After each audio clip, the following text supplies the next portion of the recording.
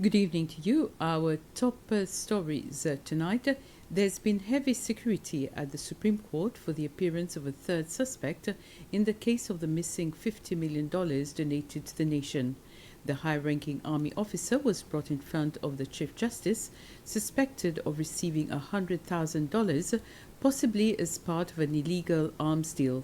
The court heard that more weapons have been recovered from sophisticated concealed rooms at the home of the first two suspects arrested last Thursday.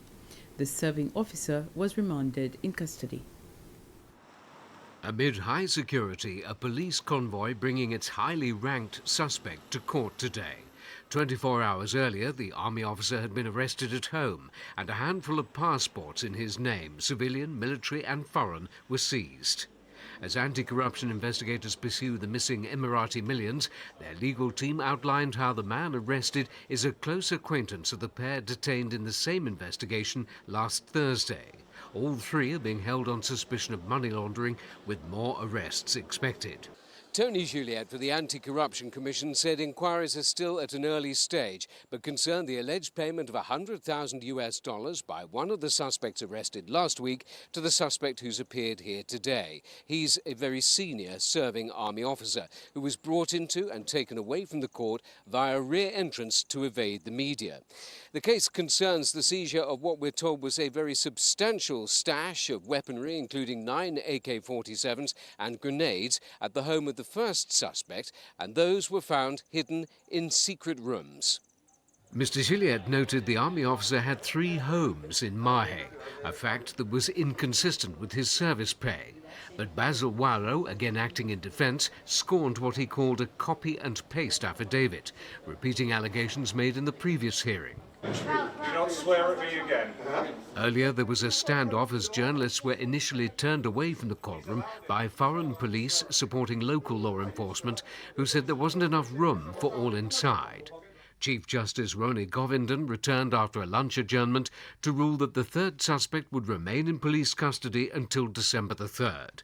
The Anti-Corruption Commission has more suspects to interview and is seeking more help from overseas to analyse the wealth of data seized from computers, files and personal papers as this fast-moving case continues.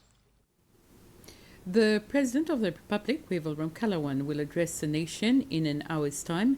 His address will be broadcast on SBC One, Radio Sicil and YouTube. State House has not given any information on the content of the head of state's speech.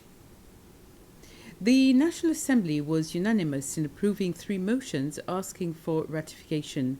The first is to ratify the multilateral convention to implement tax treaty-related measures to prevent base erosion and profit shifting.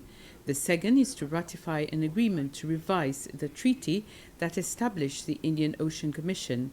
And the third is to ratify the Southern African Development Community's Protocol Against Corruption.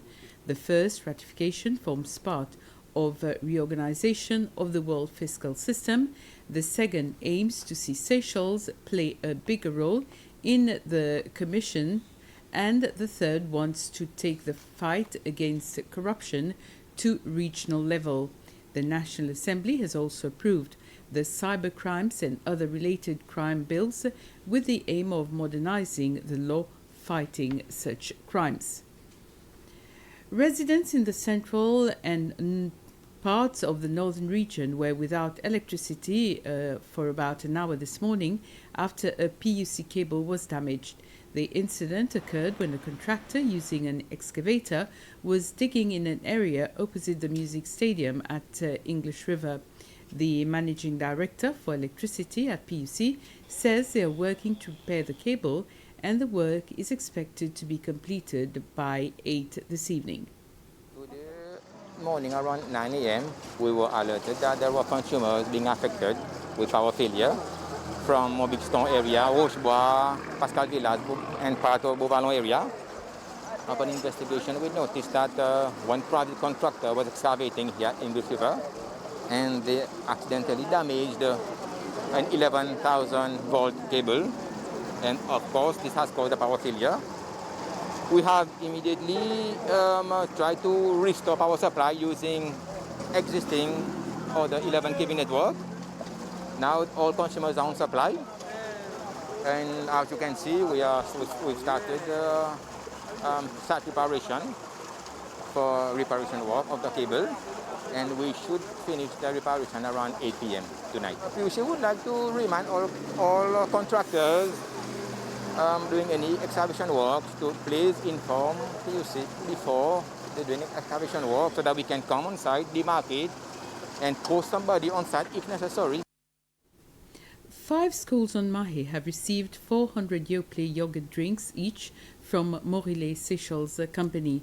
So far, 4 schools, the Anse Royal Primary and Secondary Schools, Belloni Secondary School and Independence School, have received the Yoplait. This morning, the company's operations manager presented a batch to the Belloni Secondary School.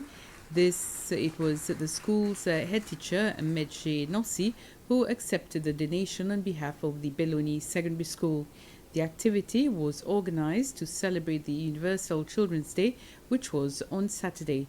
The operations manager of Morillé Seychelles, Louis de Labove Darifat, says that it is important for the youth to learn about healthy eating habits while they are still young. Yoplait Seychelles and Morillé Seychelles, we have worked with the Ministry of Education to celebrate the children for the International Children's Day that was on the 20th of November. We have selected the 5 schools to which we have visited and talked about the healthy, fresh yogurts and the importance of having it in our day-to-day life, especially for the kids that are growing up. And to that occasion as well, we gave 400 yops to each schools for the children to enjoy. And that's it for now. I'll be back with all the day's news in Creole after the President's address at 8. Next on SBC, the national quiz, Anse Royal Secondary versus Anse Royal Secondary.